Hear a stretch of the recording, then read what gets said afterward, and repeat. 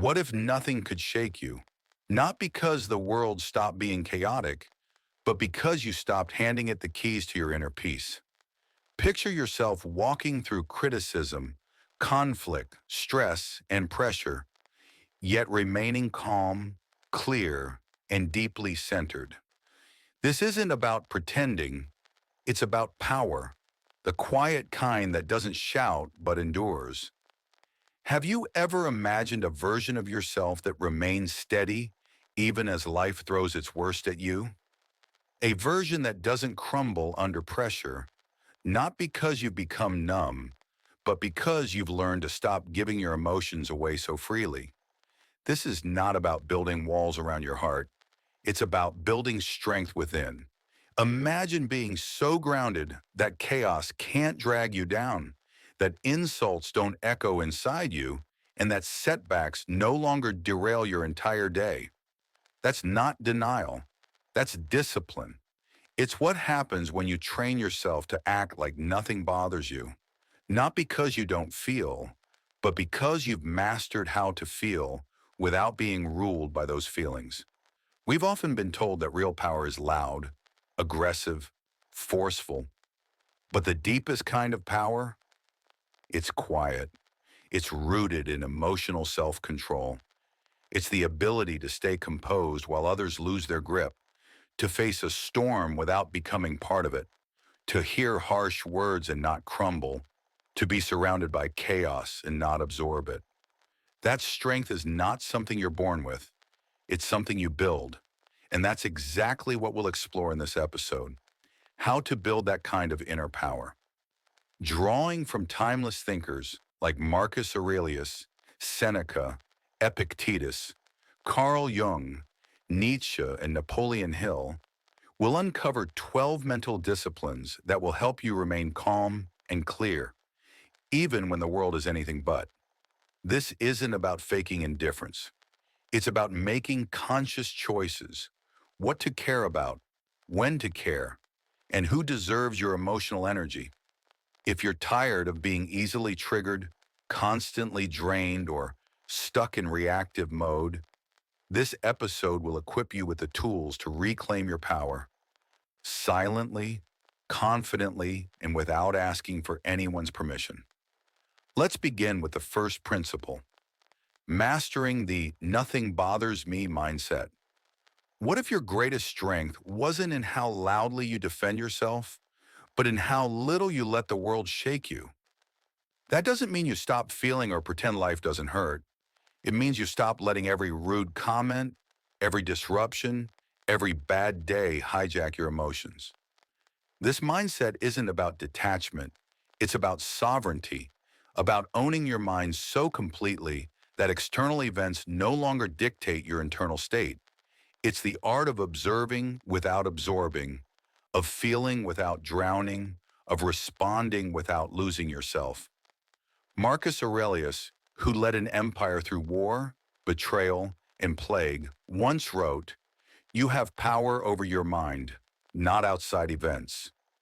Realize this, and you will find strength." He wasn't writing poetry. He was describing how he survived. Life will test you. People will disappoint you. Stress will rise. But none of that can control you unless you hand it the power. And here's the truth most people miss. Mastering this mindset isn't about becoming emotionless. It's about training your thoughts to support you instead of sabotage you. It starts in the space between stimulus and response. Someone criticizes you. Do you lash out or do you pause and choose how to respond? A plan falls apart. Do you spiral or do you adapt with clarity? That small pause, that invisible space, is where your freedom lives. Most people never see it, but once you do, everything changes, and that's just the beginning. We'll dive deeper into how to build this mindset, step by step. Previously, we explored how true strength comes not from suppressing emotions, but from learning how to master them. Now let's take that mastery one step further, starting with your thoughts. Napoleon Hill said it best, self-discipline begins with the mastery of your thoughts. And he wasn't exaggerating. Because your thoughts are never neutral, they're either working for you or against you. They're either anchoring your calm or quietly setting fire to it. They can stabilize your mood or send you into a spiral of reactivity and stress. When left untrained, the mind becomes a servant, obedient not to clarity or reason, but to emotion. It reacts, it scatters, it loses focus. But with discipline, with deliberate awareness, your mind transforms into your most powerful ally. The nothing bothers me mindset isn't about apathy. It's active. It's intentional. It's a practice. It means catching your thoughts the moment they try to hijack your peace. It means stopping and asking yourself, does this really deserve my energy? Is this worth the space in my mind? Because your energy is sacred, your attention is expensive, and your mind is prime real estate.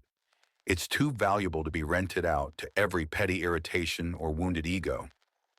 So where do you begin? You start by noticing what consistently gets under your skin.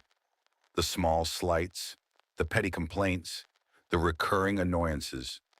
Don't suppress them. Study them. Ask yourself, why does this bother me? What story am I attaching to this moment? Is this truly worth the price of my peace? That one question alone, is it worth my peace, can change everything. Because the moment you realize your inner calm is your responsibility, not the world's, is the moment you stop being a victim to every passing mood, every comment, every inconvenience. The goal isn't to be unaffected by life. It's to remain unshaken by what doesn't deserve a reaction. Which brings us to the second principle.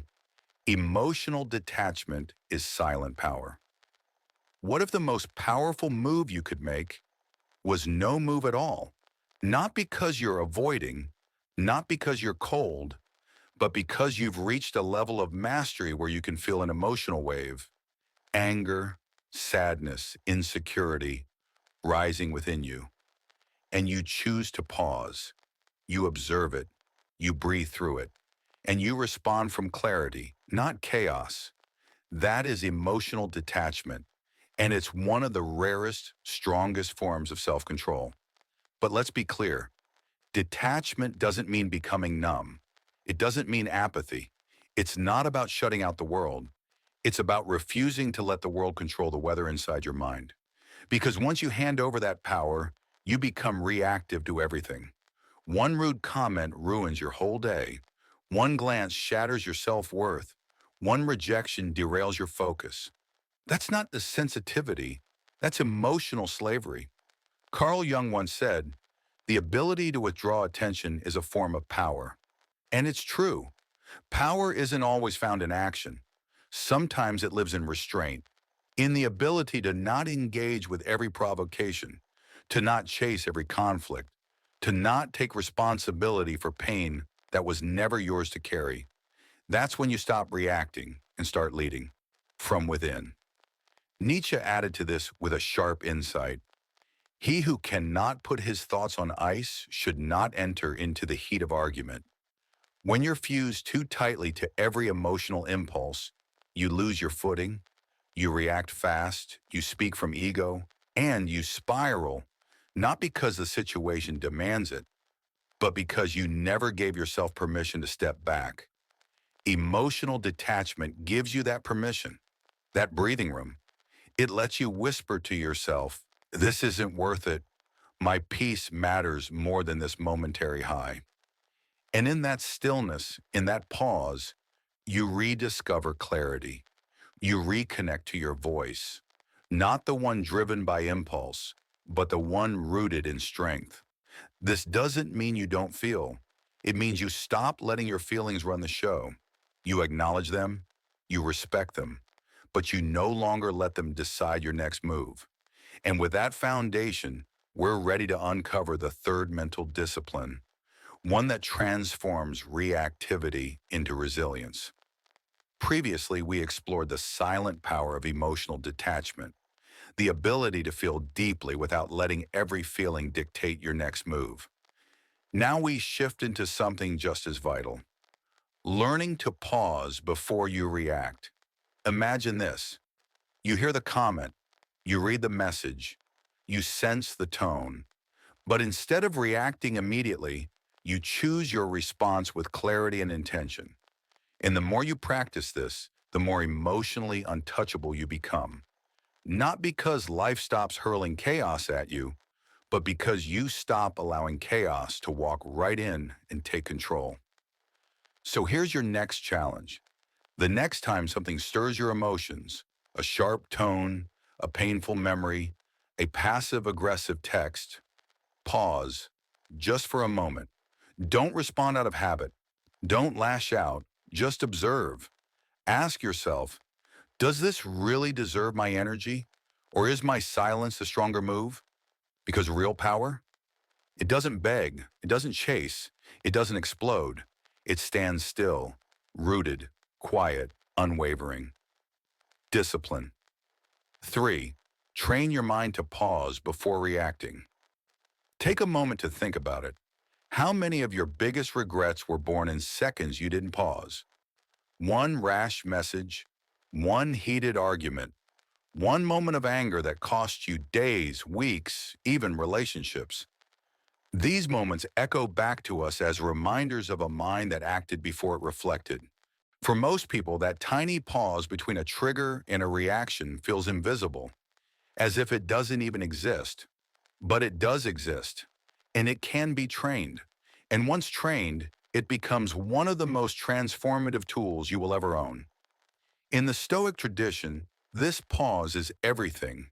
It's not just part of the work, it is the work, not controlling the world, but controlling yourself in the world. Seneca said it well. A sword never kills anybody. It is a tool in the killer's hand. The event itself isn't what hurts you. The emotion isn't the enemy. The question is, who's holding the sword? Who's holding the emotion? Are you using your emotions with awareness, or are they using you? In today's world, we call this emotional intelligence. But at its heart, it comes down to one simple thing: space. The space between what triggers you and what you choose to do about it. You are not your first impulse. That first reaction, fear, anger, defensiveness, is human. It's normal. But your second thought? That's where your power lives. That's who you really are. Napoleon Hill once advised, think twice before you speak, because your words and influence will plant the seed of either success or failure. Those few extra seconds between emotion and action, they create room. Room for better words, room for perspective, room for restraint, and room for a choice that reflects your values, not just your ego. So how do you build this pause into your everyday life? Start small. When someone cuts you off mid-sentence, pause. When you're stuck in traffic, pause. When you scroll past something online that sparks your anger, pause. Not to suppress how you feel, but to hold that feeling just long enough to understand it. Take a breath. Let it rise. Let it speak. And then ask yourself, what outcome do I really want here? With time and practice, something shifts. You stop being easily rattled. You stop making impulsive choices that come with long-term regret. You start responding from a place of strength, not survival.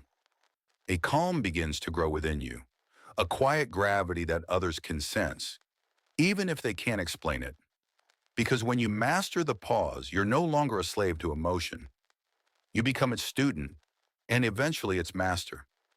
So ask yourself, where in my life do I react too quickly? What might change if I pause, not forever, just for a breath? And in the next part, we'll explore how to protect your peace by choosing your battles wisely, because not every hill is worth the climb. Previously, we talked about the power of the pause, that brief moment of stillness that can change everything. Now we step into another powerful tool, shaping your mind before the world has a chance to shake it. That one breath, that one pause might just save your job, your relationship, or your peace of mind. Because strength isn't always about taking action. Sometimes real strength is found in waiting, in stillness, in silence, in choosing to speak only when your words reflect your wisdom, not your emotional state. Discipline. 4. Visualization as a tool of mental control. What if the most powerful change in your external world didn't start with effort, but with an image? Most of us think of mental control as suppression, as force, as pushing down emotions, powering through discomfort, silencing the noise. But here's the truth. The mind doesn't thrive under pressure. It doesn't respond to force.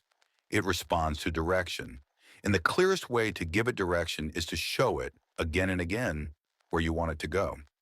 This is where visualization becomes a game changer, not as fantasy, not as escapism, but as a kind of mental rehearsal for the person you're becoming and the calm you're choosing to embody. Napoleon Hill once said, "Whatever the mind can conceive and believe, it can achieve." That's not just motivation. That's neuroscience. Your brain, when vividly imagining an experience, reacts as if it's actually happening. The lines between imagination and reality blur. So when you repeatedly see yourself composed, grounded, and in control, your mind starts treating that version of you as normal. Not because your circumstances changed, but because you did. This isn't about pretending life is easy. It's about training your nervous system to stay balanced when life gets hard. Visualization allows you to pre-live your responses. So when pressure hits, you don't spiral.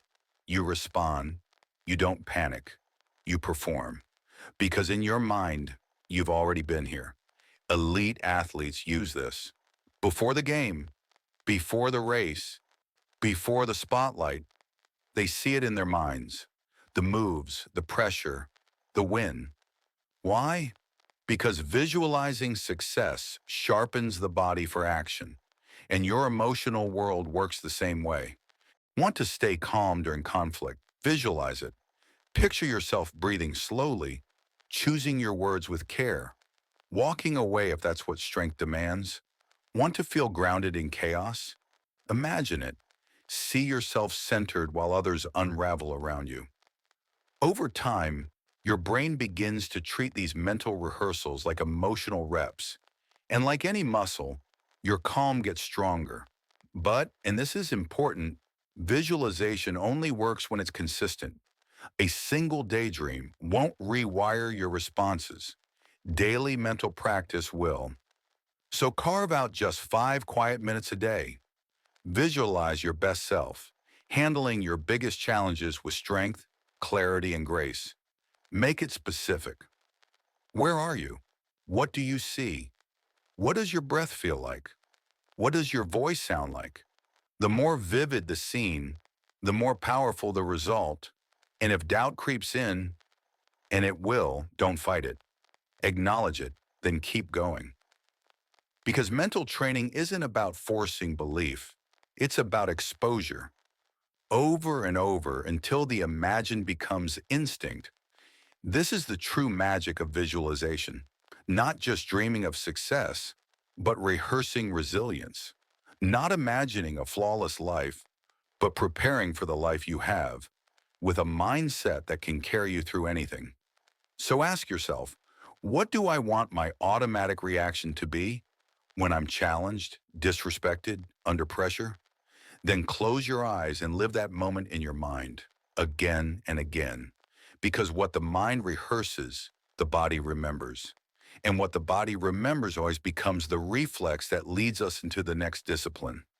Learning how to protect our energy by choosing what truly deserves a response.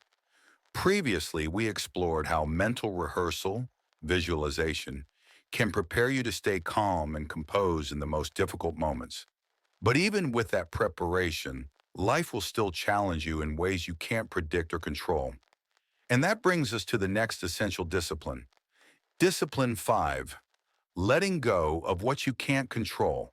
Have you ever ended your day completely exhausted? Not because you did too much, but because you thought too much? About conversations that haven't happened? about outcomes you can't predict, about people you can't change. That's the hidden drain most people never notice. Each morning, they step into a silent war with reality, trying to control timing, reactions, perceptions, outcomes, trying to make everything line up perfectly. But the world doesn't play by those rules. And when it doesn't cooperate, as it so often doesn't, they're left feeling betrayed, defeated, emotionally spent. Here's a difficult truth. Control is an illusion, and clinging to that illusion is one of the greatest sources of unnecessary suffering. Epictetus, a cornerstone voice in Stoic philosophy, put it simply, some things are up to us and some are not. It sounds easy, but living that truth, accepting it fully, is incredibly hard. Because most of us have built our emotional lives around trying to control things that were never in our hands. We try to control people, explaining ourselves repeatedly, hoping they'll finally understand. We try to control the future, running endless mental simulations of how things might go wrong. We even try to control the past, replaying old memories, wishing we'd said something different, done something more. But none of it brings peace. It only deepens the inner noise.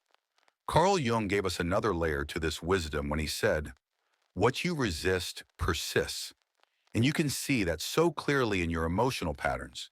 The more you fight anxiety, the tighter its grip. The more you push sadness away, the longer it lingers.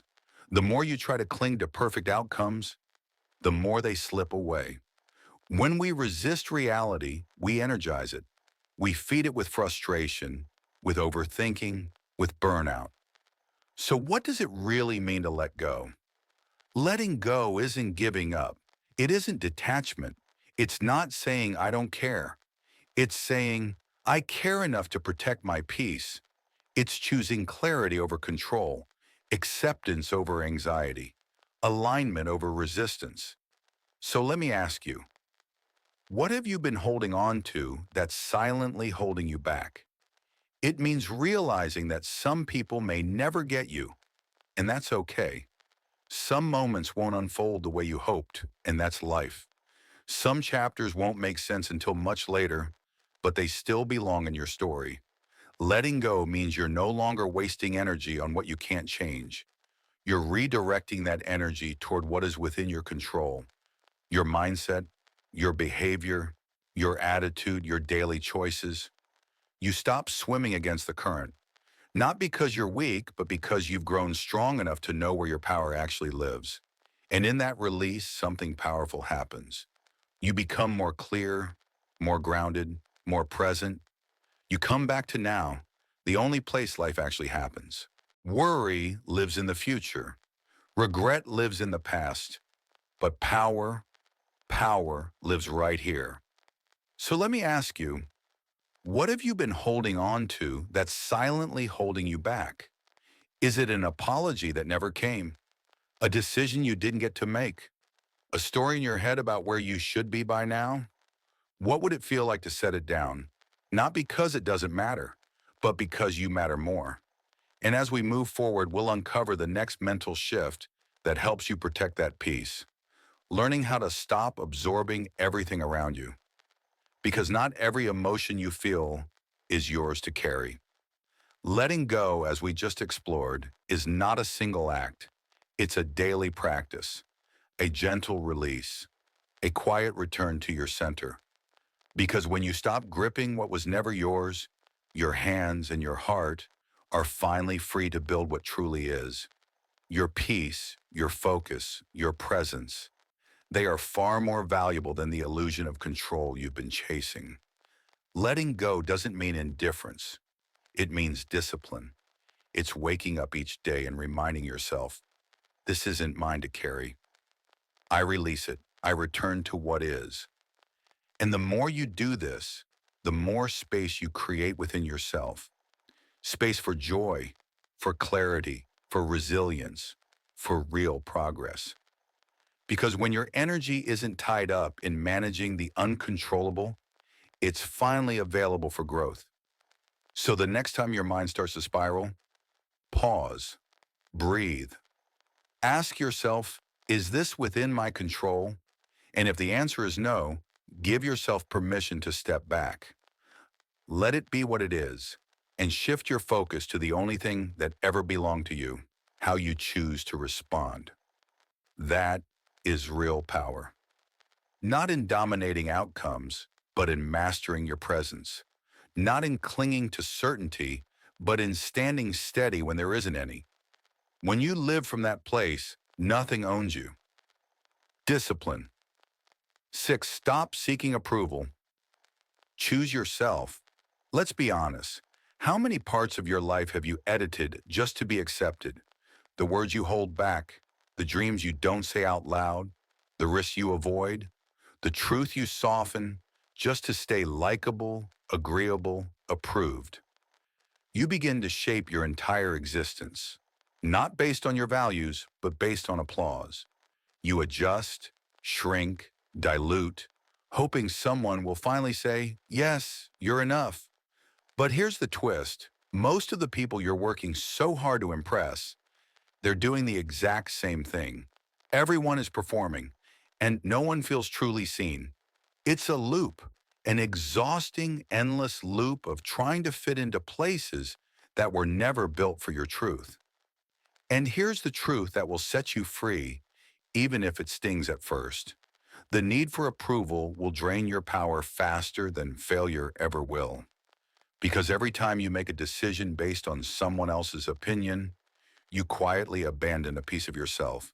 And without realizing it, you become a version of you that looks alive, but feels like a ghost.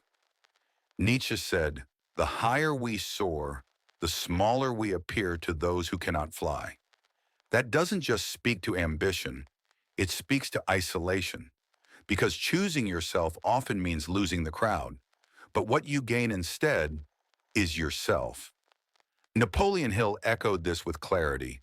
You are the master of your destiny. You can influence, direct, and control your own environment.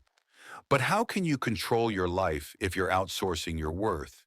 If your confidence rises and falls with likes, comments, replies, or silence, you're not free. You're performing. And no matter how good the performance is, deep down, you'll feel the ache of being loved for the mask, while your real self slowly fades behind it. So what's the alternative?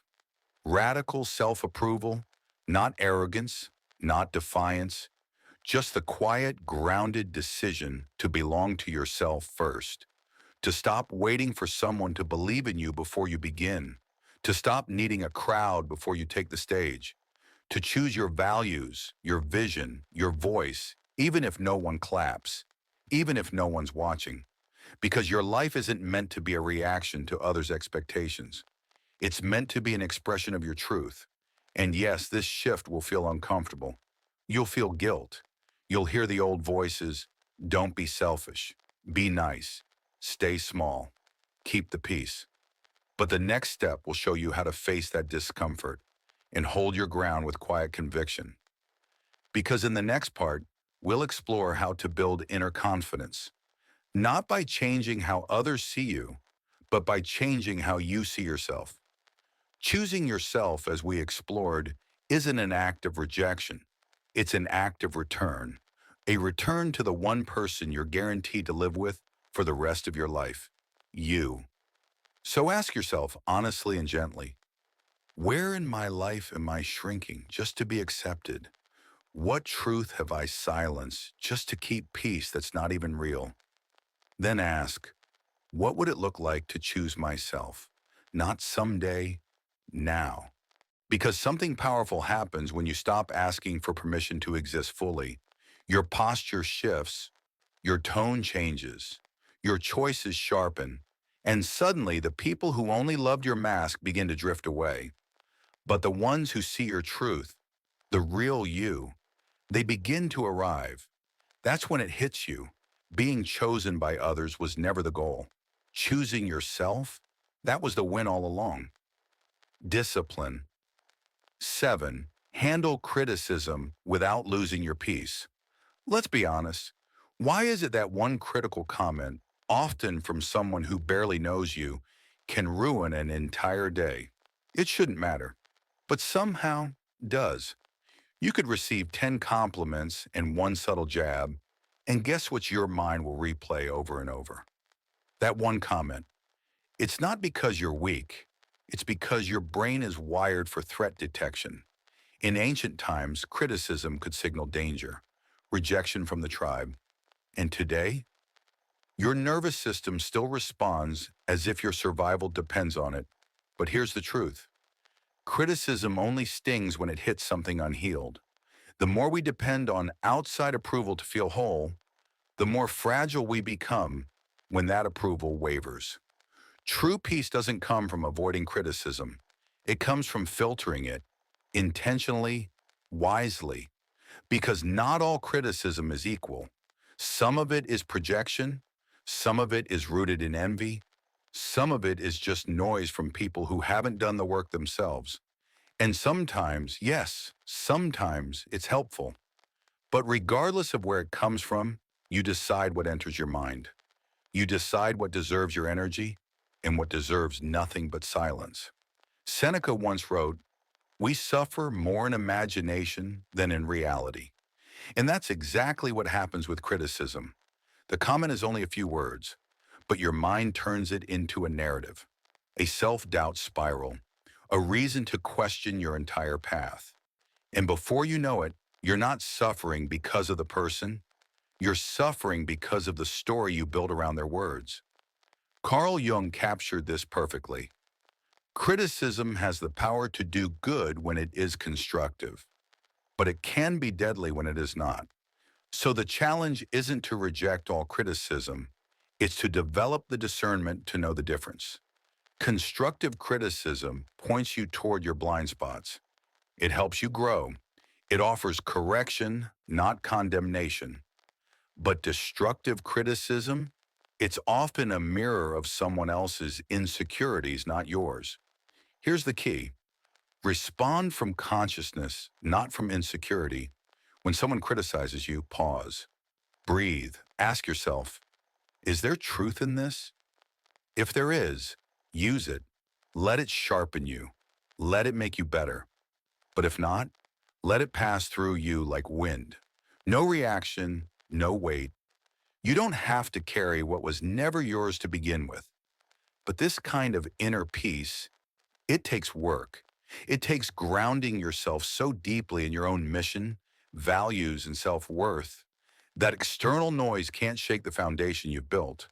And in the next part, we'll learn how to protect that foundation by drawing strong emotional boundaries that keep your energy clean and your spirit intact. Previously, we learned that when your sense of peace is built on performance, it fades the moment the applause stops. But when it's rooted in alignment, in who you truly are, it becomes unshakable. So here's a powerful, practical shift. The next time you receive criticism, resist the knee-jerk urge to defend or explain. Instead, just pause, take a breath, and ask yourself, is this helping me or hijacking me? If it's helpful, even a little, thank the person, even if it's only in your mind. Take what serves you and leave the rest.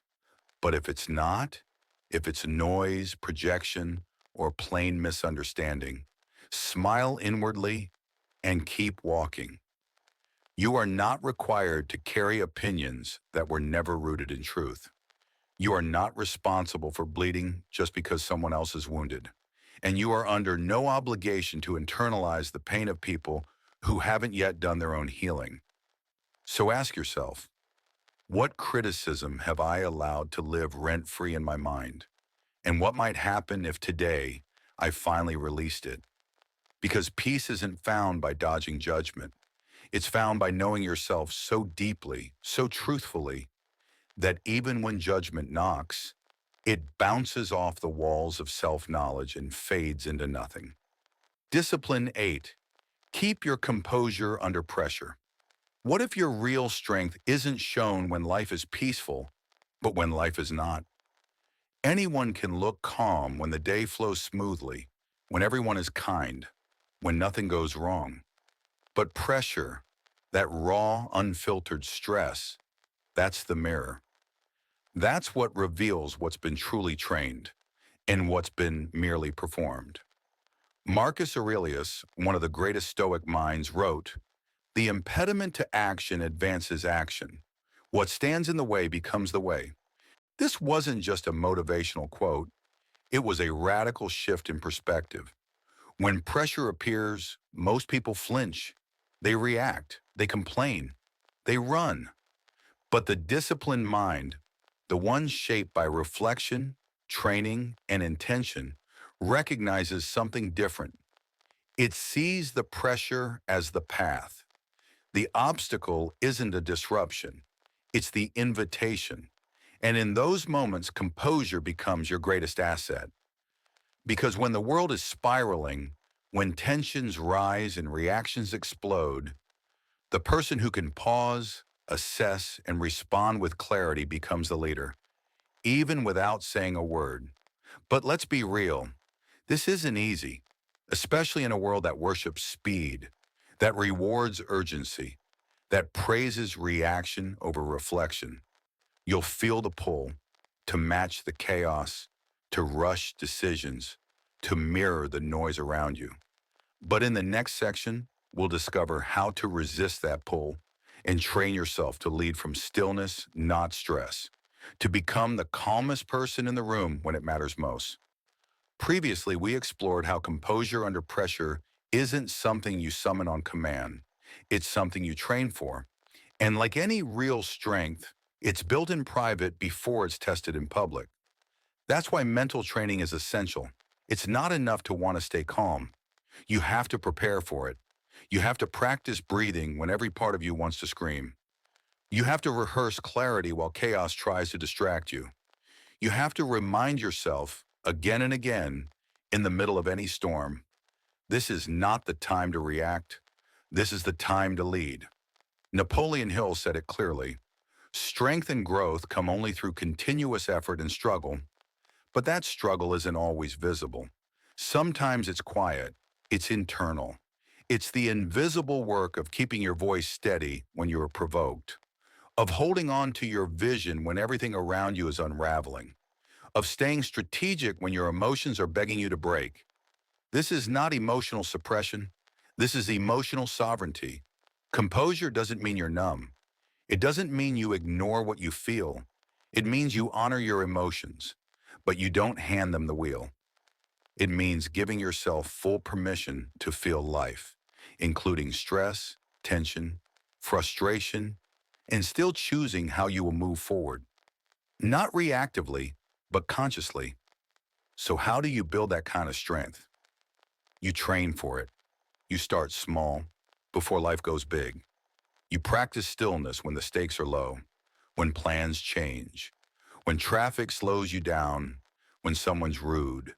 You use those minor moments as emotional training reps, and you tell yourself, if I can stay calm here, I'll be ready when the real pressure hits. And it will hit, because pressure always finds its way in. But when it does, you'll have something most people lack: inner structure. You won't fall apart, you won't panic, you'll lead. So take a moment and reflect. What happens to me under pressure? Do I freeze? Do I attack? Do I collapse into indecision? And more importantly, do I like who I become when I'm under stress?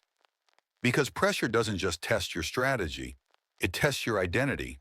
And when your composure becomes stronger than your environment, that's when you stop reacting to life and start rising above it. Discipline. 9. Silence is the ultimate power move. When was the last time you chose not to speak, not because you didn't know what to say, but because you did? We live in a world addicted to noise. Everyone is talking, explaining, justifying, reacting, filling space, easing discomfort, trying to prove a point or earn relevance. But here's the paradox. The more you talk, the less weight your words carry. Power isn't found in how often you speak. It's found in knowing when not to. Silence is wildly misunderstood. People think it's weakness, that staying quiet means you've lost or you have nothing to add. But often the opposite is true. Silence isn't the absence of power, it's the control of power. It's having something to say and choosing not to say it because you're no longer playing the game. You're watching it, you're studying it, you're mastering it. Epictetus once said, "Silence is safer than speech." He wasn't suggesting cowardice. He was teaching discernment because words carry energy. And when you throw them out carelessly, arguing every insult, explaining every move, defending yourself to everyone, you scatter your energy. You lose your edge. But silence? Silence gathers your energy. It commands attention. It creates tension. It makes people wonder, what are they thinking? Why aren't they reacting? It turns mystery into power. And in the next part, we'll go even deeper, exploring how to protect your peace by controlling the energy you absorb and learning to stop taking everything so personally. Previously, we explored the transformative power of silence, not as avoidance, but as presence. Silence, when used intentionally, doesn't weaken your voice. It sharpens your edge. It protects your peace. It turns noise into wisdom. But let's not confuse silence with virtue by default. As Epictetus once warned, he who speaks a bit of nonsense is far more innocent than he who remains silent in order to deceive. Because yes, silence can be dangerous too. It can be used to punish, to manipulate, to withhold.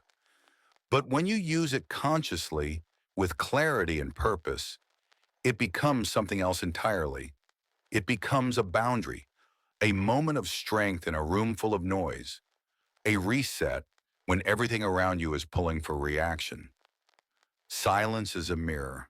It reveals, it reflects, it strips away performance and exposes the truth more clearly than any speech ever could. When you stay still, others reveal themselves, their insecurities, their need to be validated, their unhealed wounds, and without saying a single word, you become the one holding the mirror. So how do you use silence as a true power move? You don't take the bait. You don't rush to fill the space. You let others speak themselves into corners while you listen, observe, and stay rooted. You reserve your voice for when it matters, not when your ego demands it. You speak less, but each word carries more, because silence has trained your discipline. And in conflict, silence is often the sharpest blade, not because it cuts, but because it refuses to. It denies others the drama they're trying to pull you into. It protects your energy. It silently says, I don't owe you my peace. So ask yourself, how often do I speak just to be seen? How often are my words led by impulse, not intention? What would shift if I let silence speak for me more often? Because here's the truth. The most powerful person in the room is rarely the loudest. They're the one who listens the most, calculates the most, chooses their moment, speaks when it matters, and stays silent when it doesn't. That's not weakness, that's mastery. Discipline 10. Train yourself to stay calm no matter what.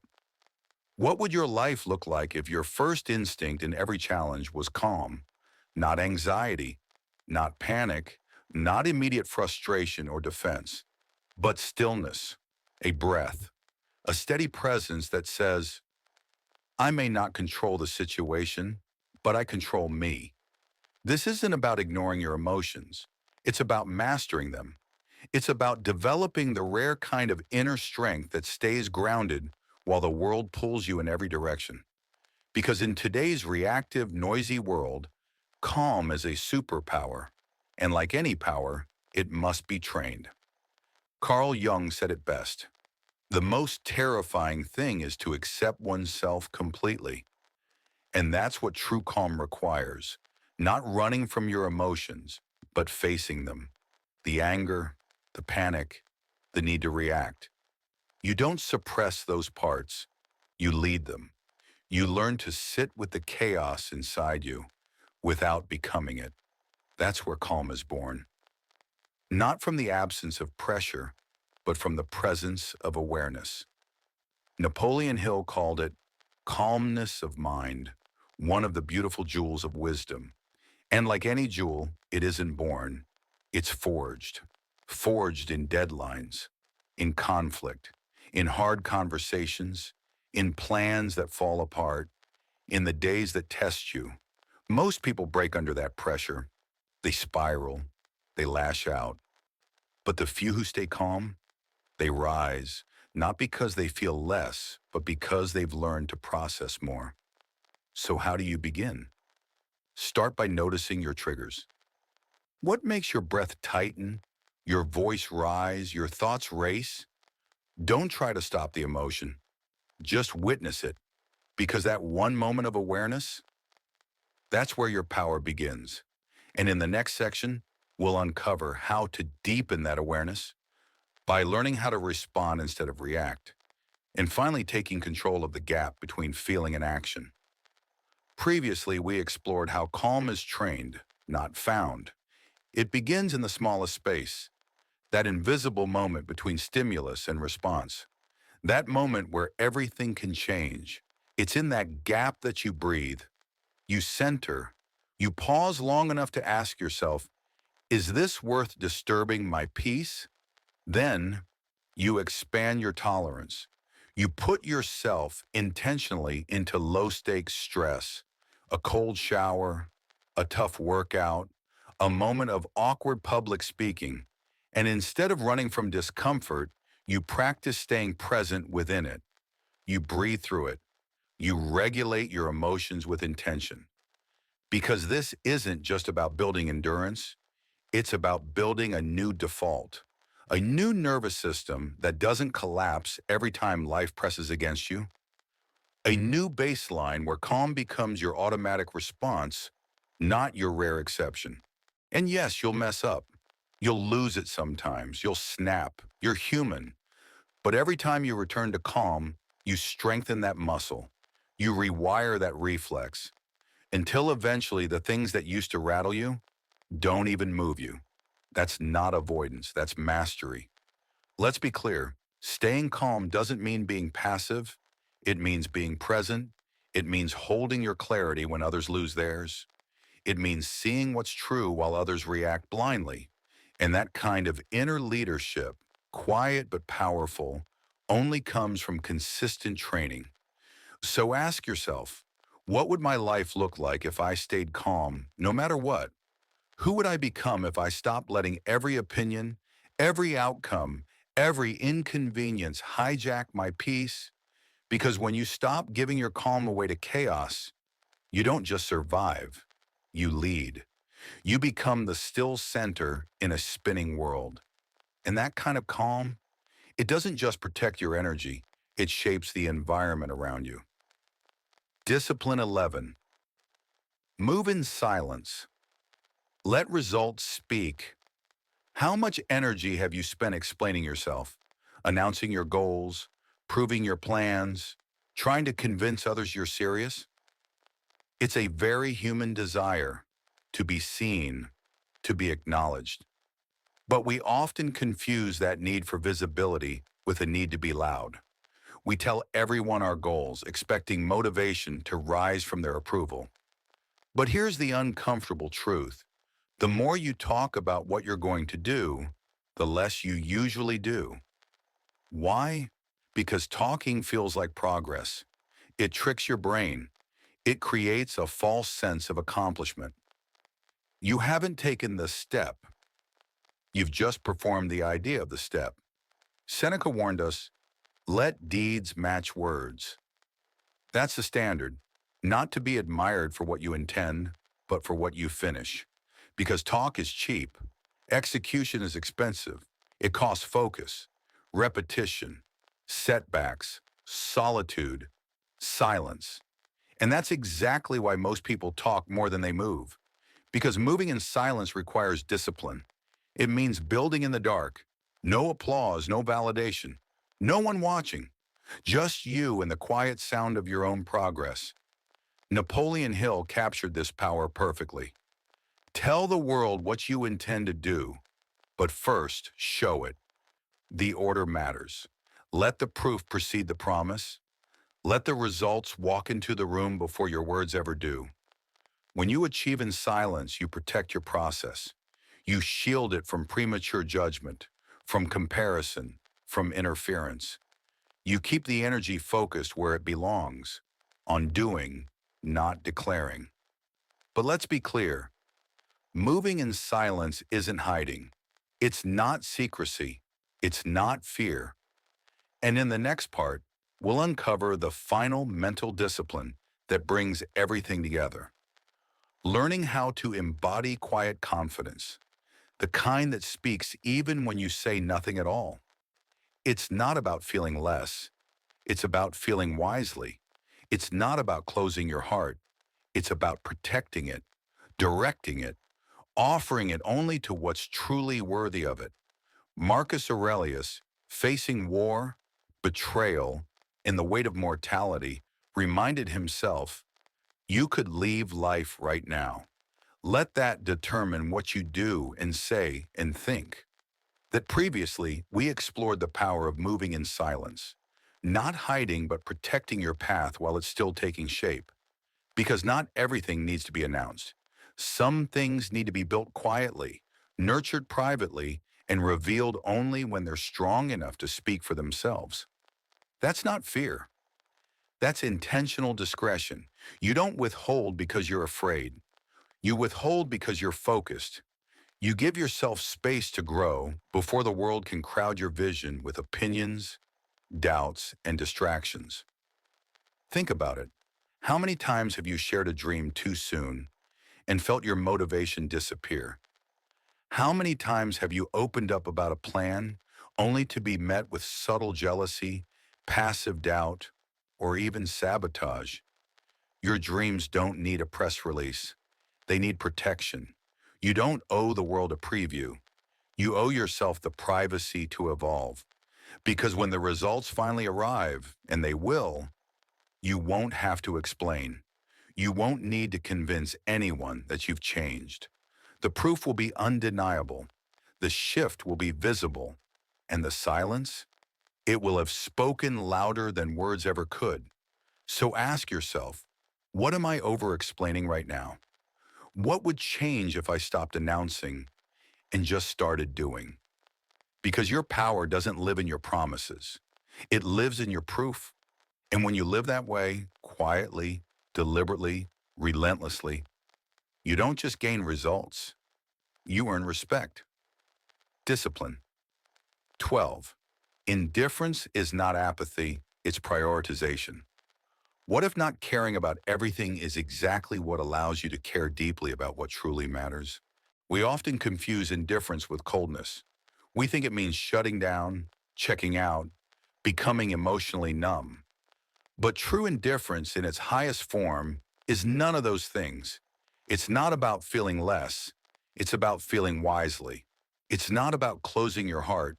It's about protecting it, directing it, offering it only to what's truly worthy of it. Marcus Aurelius, facing war, betrayal, and the weight of mortality, reminded himself, you could leave life right now. Let that determine what you do and say and think. That's not a dark statement, it's a filter, a perspective that strips away the noise and sharpens the essential. When you live from that place, you stop giving energy to the things that don't matter. Gossip slides off you. Drama loses its grip. Petty comments lose their sting. You become selective, not because you're cold, but because you finally understand the value of your attention. That's what real indifference is. It's not the absence of emotion, it's a disciplined refusal to waste emotion. It's energy management. It's quiet inner strength that says, not everything gets access to me. Because when you try to care about everything, you burn out. You become reactive, scattered, emotionally exhausted. You chase every thought, every opinion, every outcome. Nietzsche grounds this truth with piercing clarity. He who has a why to live for can bear almost any how. That why, your purpose, your principle, your internal compass, gives you the power to let go of what doesn't matter. Not because you're indifferent to life, but because you care so deeply about what does matter. But that clarity, that kind of disciplined indifference, it doesn't arrive by accident. It's trained. You build it by asking moment by moment, does this deserve my reaction?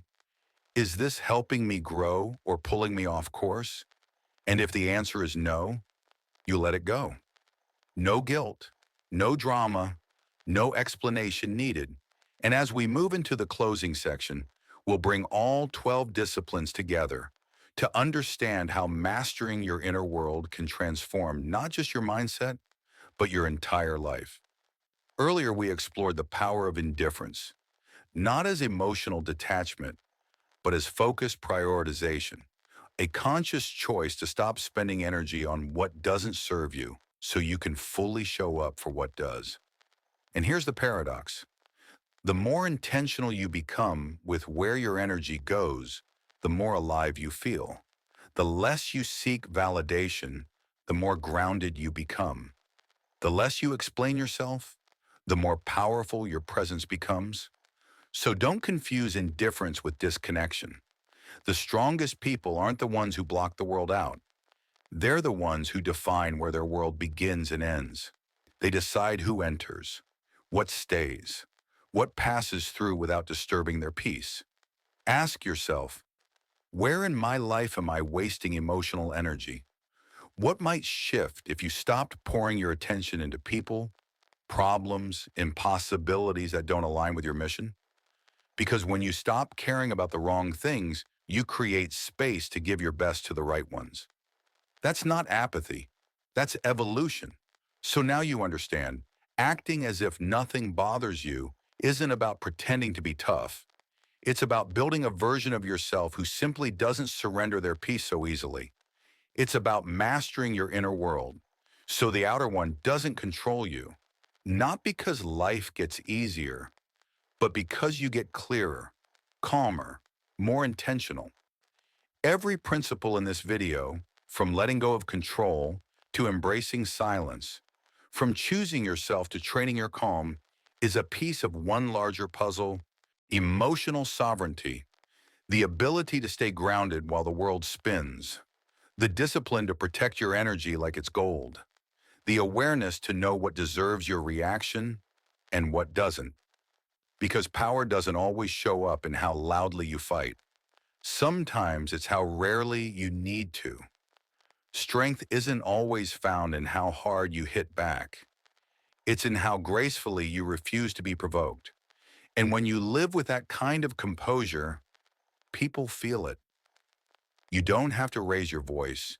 You don't have to prove anything. Your energy speaks for you. Marcus Aurelius, Seneca, Epictetus, Carl Jung, Nietzsche, Napoleon Hill, each in their own way, pointed to the same truth. The highest form of power is self-possession. Knowing who you are, what you value, and how to protect it, even in the middle of chaos. So the next time life tests you, when criticism comes, when plans fall apart, when emotions flare, pause, breathe, and ask yourself, who do I want to be in this moment? And who do I refuse to become again? Let your actions come from power, not panic, from alignment, not ego, from your future self, the one who no longer needs to explain, react, or rush. And if this episode gave you something, a new question, a fresh insight, a deeper calm, take a moment to subscribe, share it with someone walking through their own storm, and leave a comment with the line that hit you hardest. And most importantly, protect your peace. Speak less, observe more, move with calm. Because your stillness, that's your strength.